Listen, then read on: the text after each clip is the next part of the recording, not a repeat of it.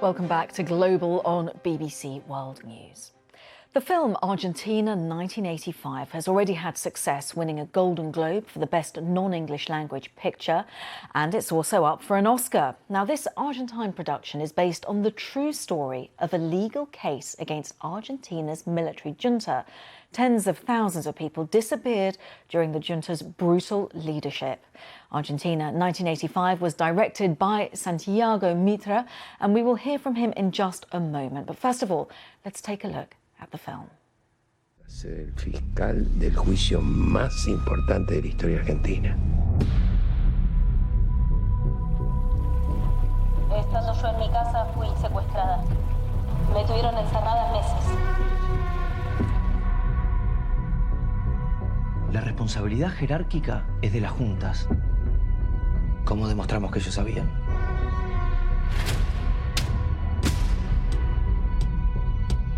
Esta es nuestra oportunidad. Cuídate, Julio. Cuídate.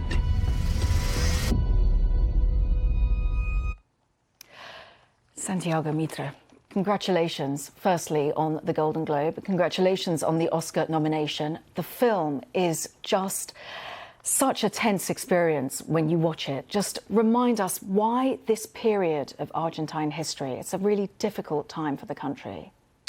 Well, it's a trial that it's super important for the rebuilding of the society, the Argentinian society after the dictatorship. It was done only 1 year after the dictatorship ended, so the militaries were still super strong and powerful in the society.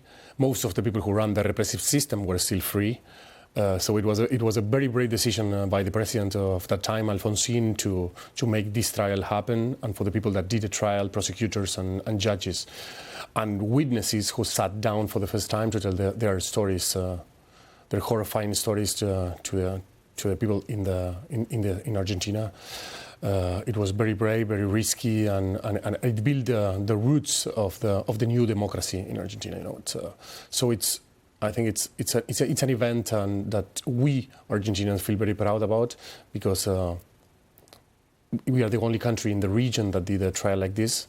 I think it's a unique case also for the world, because it's the only time that a civil court judged a dictatorship, a military dictatorship in history. So I think in this time where we are feeling, we see that so many speeches that seem to not respect democracy are growing all over the world, and that we see that things like the one that happened in Brazil not long ago are happening to do a film about democracy and about the importance of justice to consolidate democracy. It's something truly relevant to bring to the audiences all over the world in this time of the world. Yeah. You were a little boy when the trial happened in 1985. I just wonder, when growing up, how much of an impact did it have on you seeing that? And how do you then portray that so many years later in film format? Yeah, well, it was very difficult. As my mother used to work in the justice. She worked in the justice for her whole life. So I don't have memories about the trial, but we spoke a lot about the relevance of that trial and about the importance of justice to bring, let's say, a little bit of healing to the society. So, but for me, I mean, the 80s were my childhood. So it was like going back in time to do this film, and to go back to this precise moment, which was so important. It was great, but also very difficult, and I needed to be very responsible and respectful with the subject and with the people who did this, because many of them they are still alive, and they were wanting a film as much as I did. So I did like a 2-year research where I went back to the original files of the trial. I watched all the tapings of the trial. I spoke to most of the people in the judges and the people who worked in the prosecutorial team, and with witnesses, journalists. It was an amazing ride to do the research about this trial, and also painful, because all the testimonies of the people who sat there and tell their stories. It was very tough to watch, very painful, but also it's inspiring to see that that worked out and that trial happened and they have their convictions and that we could bring justice, a little bit justice to those people. And what the sheer responsibility, I can feel the weight of that responsibility when you talk about this film, but what you really encapsulate, and we're going to show a little clip, is the urgency with which this trial had to happen and just how difficult it was for the prosecutor to build up a team. Let's just have a look at that. Preso Videla. A todos los responsables. Lo único que te digo es que hay poco tiempo y solo no vas a poder. ¿En cuántos juicios estuviste? Ninguno. El 90% de los funcionarios de la justicia no quieren saber nada con este juicio. 99. Yo pienso que hay que buscar por otro lado, entonces. ¿Dónde? Chicos. Sí. ¿Y si los funcionarios de carrera no quieren? Entonces traemos a los que no tienen carrera. The urgency, the time that it took to get that whole situation to trial was really important. And as we saw there, young kids working on it, because as you mentioned already, the junta was still very much, they were around. Just help us to understand how important it was to work quickly on this. Yeah, because Argentina came from 50 years of constant coup d'etat against democracy. So the idea of a new coup d'etat coming, it was something that was certainly possible.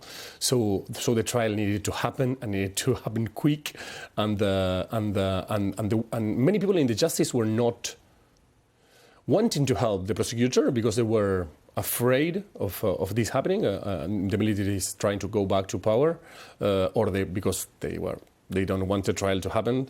So Strasera needed to team up with this young lawyer with no experience, that was Luis Moreno Campo, who was the one who built the strategy on the trial, and Moreno Campo understood that he needed to bring the young blood to task this with the urgency of that the trial needed. So he built a team with almost teenagers or 20-year-old lawyers, or not even lawyers, who were the ones who put all what's needed to achieve to gather all the proof. Which for me it was amazing when I realized that, and that image was so powerful, and during the research when I understood that Strasera was working with these old 20-year-old lawyers, I thought it was like a very political and powerful image to bring to these days, where you see that younger generations are not believing too much in democracy, or forgetting how important democracy is and how important it was to finally get our democracy in Argentina. So for me it was very inspiring, and I really like on what is happening with the film that we are achieving on that the younger generations are going to see the film and understanding about the historical event, but also understanding about the importance of being politically committed. But it's an extremely painful time that you're having Argentina relive and remember all of this. I just wonder, for Argentina, we know internationally you've had lots of accolades, lots of fantastic reviews. In Argentina itself, how are people receiving this film? Well, it was great, and it was far beyond our expectations, because we did the film in the middle of the pandemic, so the cinemas were closed, so we were not imagining to see full theaters at that moment. But then, luckily the pandemic slowed down a little bit, and the theaters were reopened, and when the film was released, the people went massively to watch it. We did more than 1 million admissions in 3 weeks, and the film keeps going in theaters and also in Amazon Prime Video all over the world. So it's great. But the experience of watching the film in a crowded cinema, a film like this, which is about a triumph of democracy in a way, a triumph of the society, I think it also gave something to the audience that they wanted to share that experience of watching this film in a cinema. So cinemas were packed, and everybody was, of course, crying. but also clapping because of the values of that speech that Trasera said at that moment, which I think it's ageless. And I mean, it was amazing, and it was very moving for us that we did the film to listen to the people. So many people came us to tell their stories, and how important it was to watch this film at this time, and it's still going on. But also not only in Argentina, because it's something that we understood since the first time we showed the film in Venice and then in San Sebastián in Spain. Spain did not, for example, they did not trial the dictators. So this film was important for them also, because they saw that, well, justice can be done, and justice is important for societies after a wound like a dictatorship, like the dictatorships do to societies.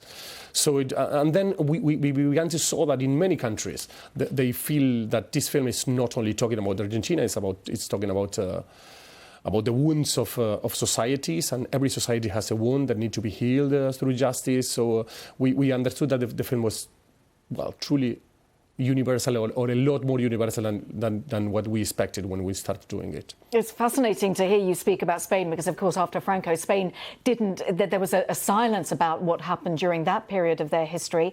In terms of your film successes, I mentioned the reviews, I mentioned the Golden Globe. How does that feel to have the international world recognise your work?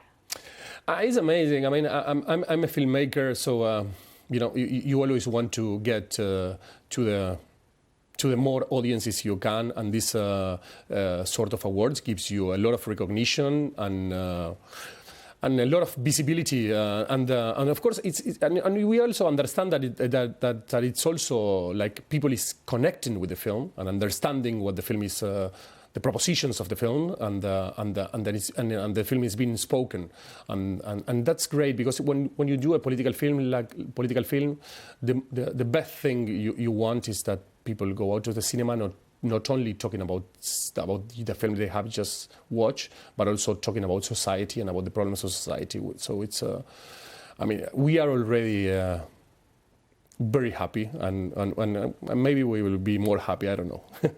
And look, we saw you throw up the Golden Globe that you'd won. If you win an Oscar, are you going to throw that up into the air as well? and just what would it mean for you, for the team, for Argentina to win an Oscar?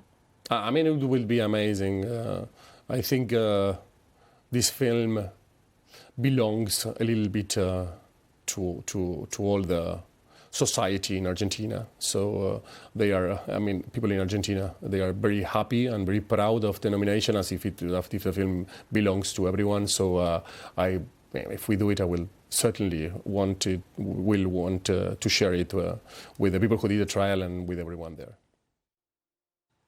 The director, Santiago Mitre, the director of Argentina 1985, and he's promised if he does win the Oscar, then he will come back and speak to us about it.